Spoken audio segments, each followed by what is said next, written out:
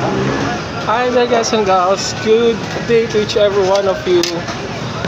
I am so hungry. Come over here, join me for my late lunch. As usual, I bring my own rice for me to have, to save money instead of buying 15 pesos of rice, and then it won't have my meal so complete if I only have one rice. And I also have here guys and gals my viand, nilagang baka. I've been longing for this the other day after my abstinence. Join me now. Abstinence no more. Love it, love it.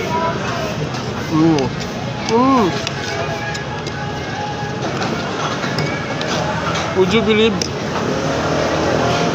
70 pesos only?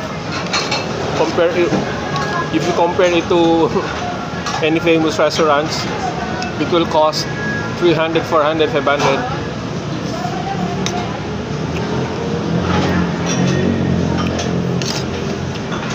But in fairness to them, it's a pot, the whole pot. But since I'm just only one, so I can finish that. So just this one order.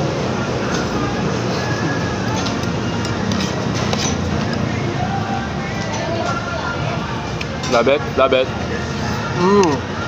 Let me. How about some corn? Thirsty.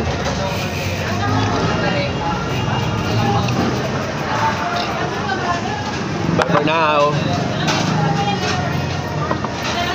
Want some?